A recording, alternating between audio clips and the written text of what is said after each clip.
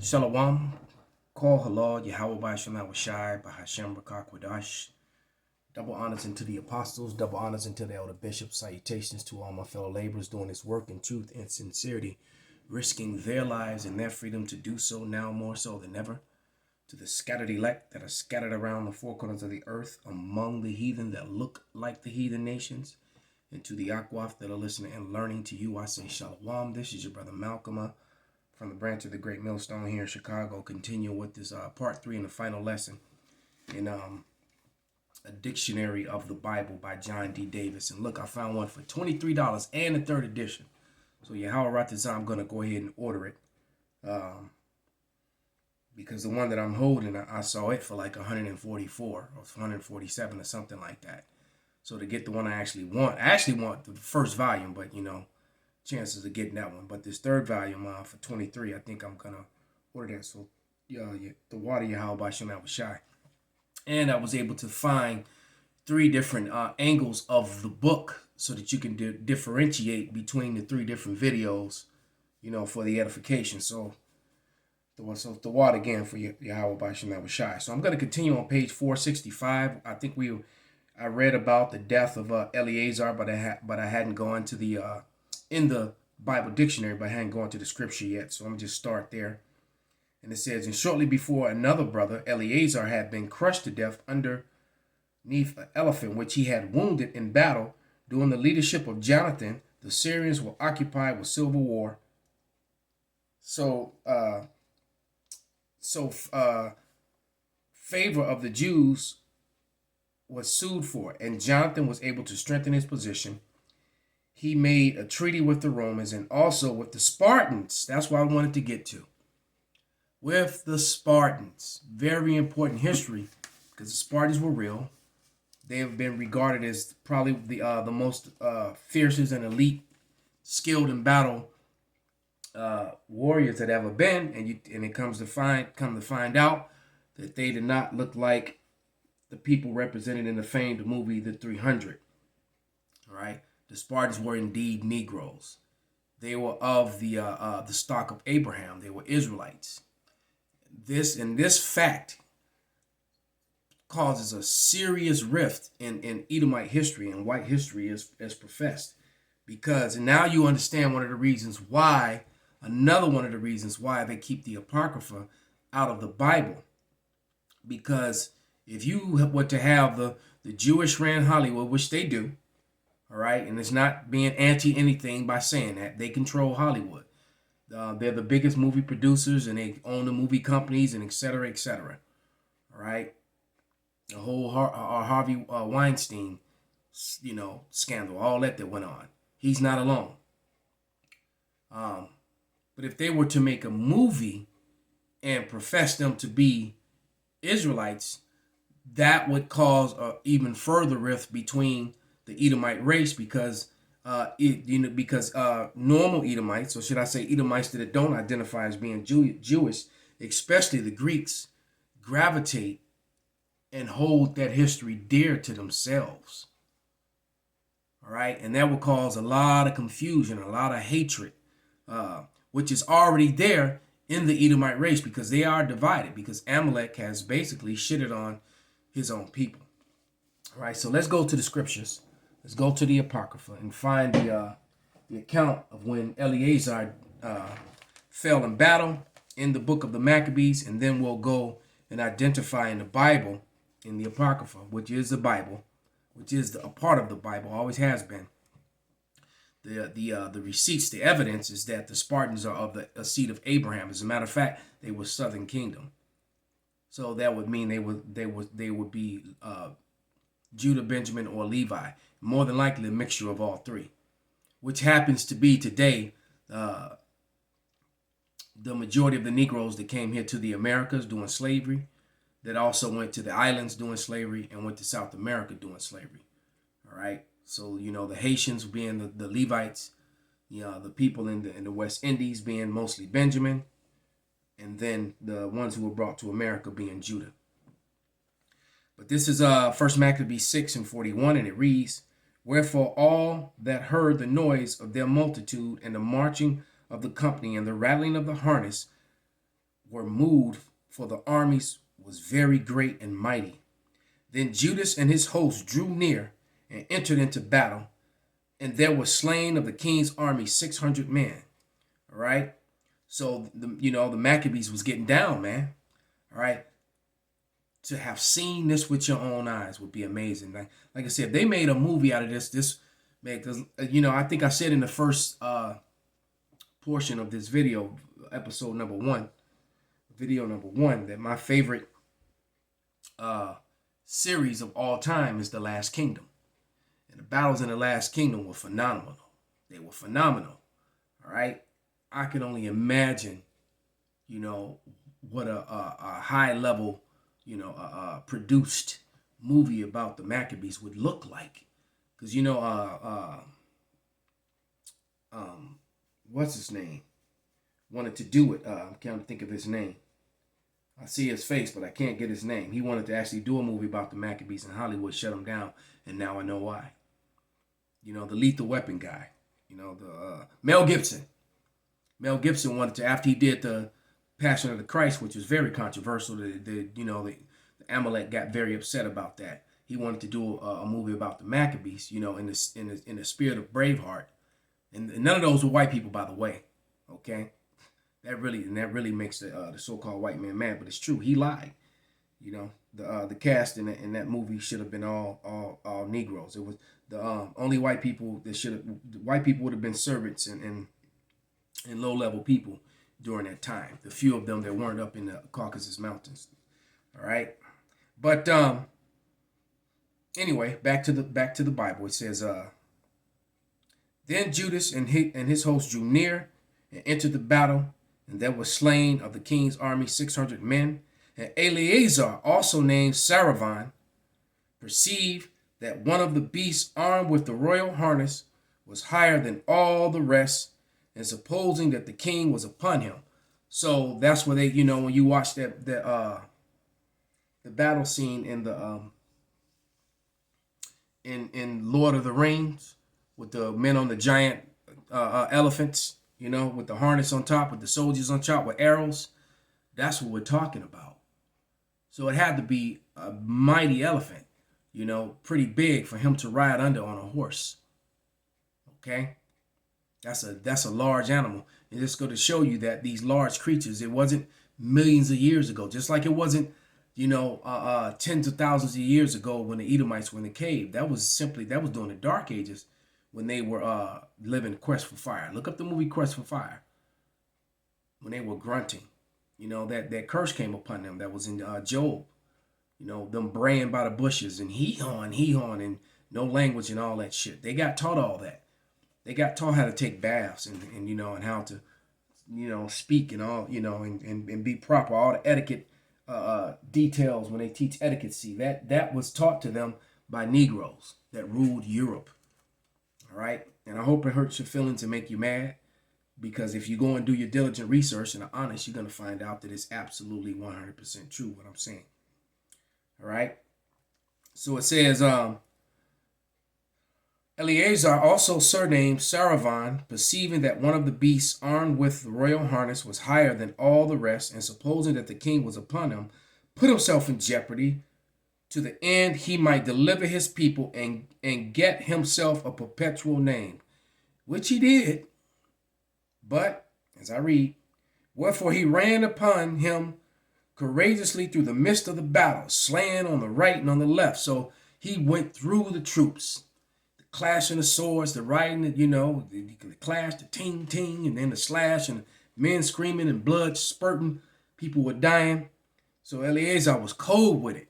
All right, as he rode up, through these men, slashing on the left and slashing on the right. And it says, slaying on the right hand and on the left, so that they were divided from him on both sides.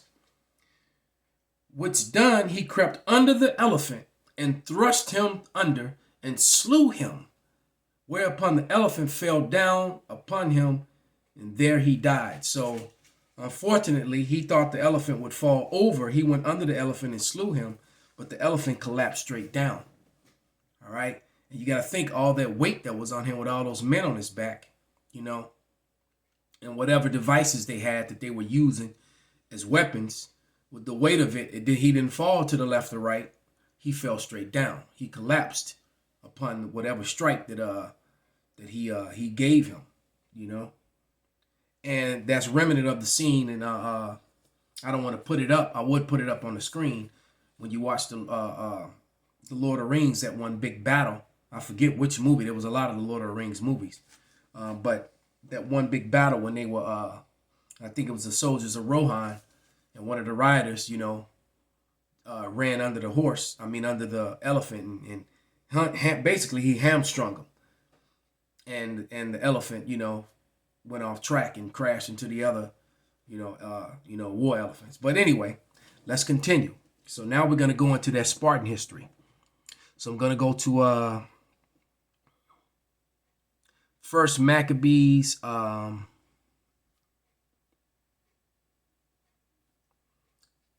12th chapter, the 14th chapter. Let's go to the 12th chapter. Well, I'm at 14, so we'll start here. We'll read 14 verses 16 through 20. It says, "Now when it was heard at Rome and as far as Sparta that Jonathan was dead, they were very sorry. But as soon as they heard that his brother Simon was made high priest in his stead and ruled the country and the cities therein, where they wrote unto him the tables of brass to renew the friendship and the league which they had made with Judas and Jonathan, his brethren, which writings were read before the congregation at Jerusalem. And this is the copy of the letters that the Lacedaemonians, who are the Spartans, you know, that symbol that they have on their shield, that looks like an upside down V. That was, you know, that's the Lacedaemonian symbol. That's the L in Greek. All right. And it says, and this is the copy of the letters that the Lacedaemonians sent the rulers of the Lacedaemonians, which with the city unto Simon the high priest and the elders and the priests and the residue of the people of the Jews, our brethren, send greetings. So the Lacedaemonians sent letters, all right, to the Israelites, and they refer to them as their brethren. Why?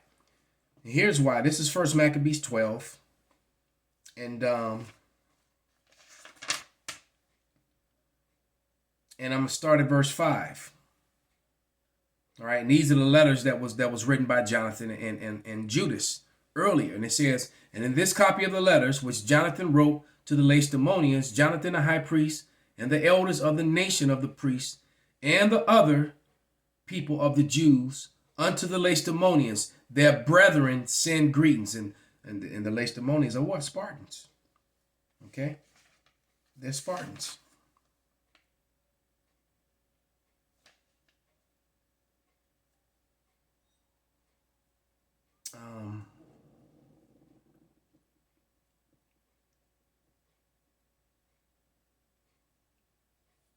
Let me continue to read.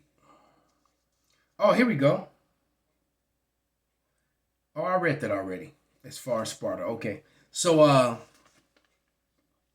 now I'm gonna jump down to I'm in First Maccabees 12 and 20, and I'm gonna read down to 21, and it says, "And Arius, the king of the Lacedaemonians, to Onias the high priest, greetings.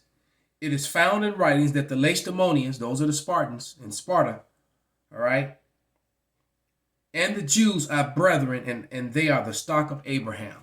So, you know, this evidence comes out. It's gonna really, because now you're gonna have to put yarmulkes on the 300, which would cause a problem in the Orthodox Greek Church, because Esau Edom has taught this lie and pushed this lie purposely, not accidentally, and that's why people get confused about, you know, and believe that the Jewish people are actually Ashkenazi when they're not. They're claiming they're Ashkenazi the same way they're claiming to be Jews. All right, they're Edomites. All right, they are not of Ashkenaz. Ashkenaz is a melanated. Well, I won't say was. It is a melanated people, and they're still around. You know. All you have to do is just look into the history of the the Minoans, who are now called Samoans. All right, the Hawaiians and the Aborigines of Australia, and any few that might be left of Tasmania, because they were pretty much exterminated. All right. So we're gonna get to the last portion in the book, and it talks about back in the Bible dictionary, and it talks about the death of John Hyrcanus. So let's go to that part, and we'll finish with that. Close out this lesson. All right, and the whole thing about secular history is biblical history is secular history. The Bible is the most accurate history book ever written, and secular history proves it, especially the secular history of the Maccabees, of what happened, with the Greeks and in Sparta. All right, and it says,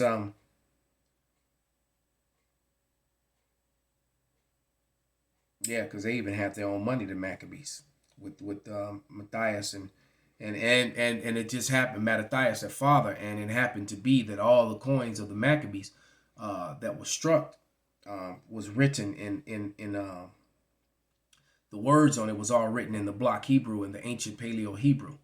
The biblical Hebrew is what the Israelis call it. All right, it says, matter of fact, let me read that. He made a treaty with the Romans and also with the Spartans. He was treacherously slain by Tryphon. That's talking about Jonathan, a Syrian general in 143 BC. On his death, the leadership fell to Simon, the last remaining son of Mattathias. And most important event that fell under his rule was the granting of the Jewish independence by the Syrians king. And so they weren't called Jewish. They were called Israelites. They were called Judeans. Jewish hadn't even been created yet. There was no such thing. All right, but it says, King Demetrius II, coins were struck bearing the name of Simon, and contracts were dated in the first year of Simon, high priest of the government. Simon and two of his sons were treacherously slain by his son-in-law Ptolemy in Dock near Jericho. The one son who escaped John assumed power and was known as John Hyrcanus. He was shrewd and vigorous ruler, enlarged his province. He conquered the Edomites and merged them into, they say Jewish, but we're going to say merged them into the Israelite people. And that's basically where you get Jewish from. All right, because Jew referring to Judah and Ish meaning to be like. All right, and we already showed you the evidence in the first, in the first series of this lesson. In the Jewish encyclopedia that was written by 400 scholars, majority of them Jewish, that the Edomites were Edom, and that the Khazars were Edomites, and that they converted, to Judaism. All right, and Judaism has nothing to do with the Bible. Judaism goes against the Bible. The Hanukkah and them being Jewish, and they use the Bible as a front, as a cover. Their book is the Talmud. All right, the Bible, there is no book to mate with the Bible, and the Bible tells you that clearly in Isaiah 34:16. Okay, so let's get that account in the Apocrypha in the Bible. All right, so let's go to 1 Maccabees 16th chapter, read verse 11 through 16, 11 through 19. And that was the betrayal, but he, once again, you would think, they kept trusting these Edomites. Never trust that enemy, man. All right, but this is 1 Maccabees 16 and 11. And it reads, moreover, in the plain of Jericho was Ptolemy the son of Anubis made captain, and he had abundance of silver and gold, for he was a high priest's son-in-law. All right. So he allowed this heathen to marry unto his daughter. And he also, after he had converted, a big portion of the Edomites, because, you listen to Esau, Edom, he'll try to make it sound like every Edomite converted to Judaism, and that was a lie. The Edomites, only the Edomites that were defeated by the Maccabees were converted, to follow, the law, statutes, and commandments, and later started calling themselves Jewish, later on. All right, but it says, and moreover, in the plain of Jericho was Ptolemus the son of Anubis made captain, and he had abundance of silver and gold, for he was a high priest's son-in-law. Wherefore, in his heart being lifted up, he thought to get the country unto himself, and thereupon consulted deceitfully against Simon and his sons to destroy them. And this is basically eventually how, Herod got set up. All right, because it was Edomite superiority. They set up a melanated Edomite, who had a dark skin, had a Negro mother that was an Israelite woman. All right, so he had melanin, but the people knew that he wasn't their people, because if you understand the Bible, if you understand the word, your father is the determining factor in your race, regardless of what your skin complexion or what you look like. Which is why a lot of Israelites have a hard time accepting people that look like white people that are really Israelites. People like Justin Timberlake. People. It's just, and there's so many. All right, but you're not gonna have that type of salt and flavor, that type of ability, because Esau don't have that. That's not Esau's strength. Literally, Esau has zero rhythm, zero. They have no salt, no flavor. The simplest movements they cannot do. Even when they're great at combat sports, they still have almost like a robotic movement. They don't have a rhythm like Jake, and even the other nations can have a little bit, but Esau's very robotic, But it says, now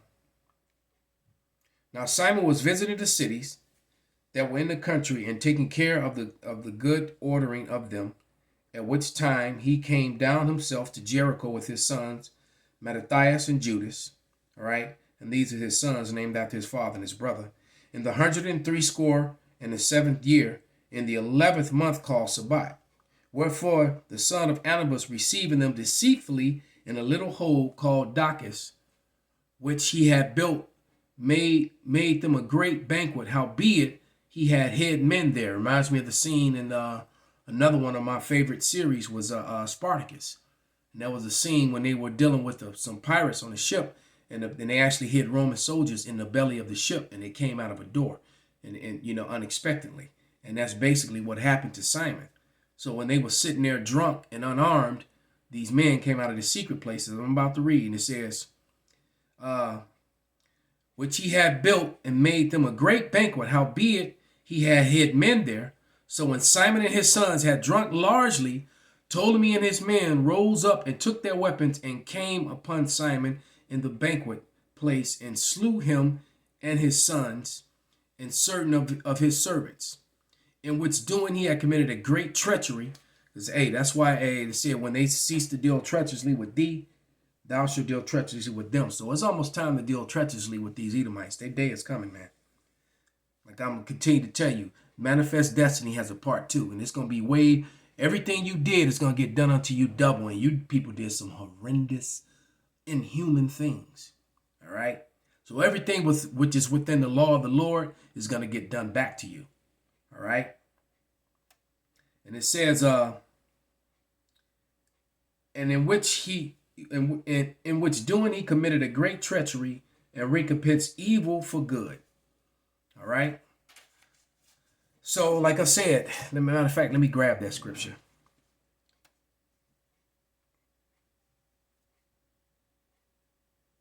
Because there's quite a few. You got the 3 great precepts is Colossians 3:25, Galatians 6:7, and then finally Revelation 18:6, and that's the one we'll grab.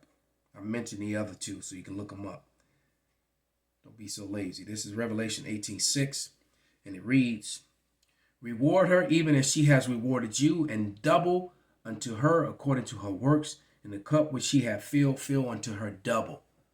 All right, so with that, I'm going to give all praises, all honor, and glory unto Yahweh, Bahashem, Yahweh Shai, Bahashem, Rakak Kadash, Wa Abba Babal, Kwam Yasharala, Shalom.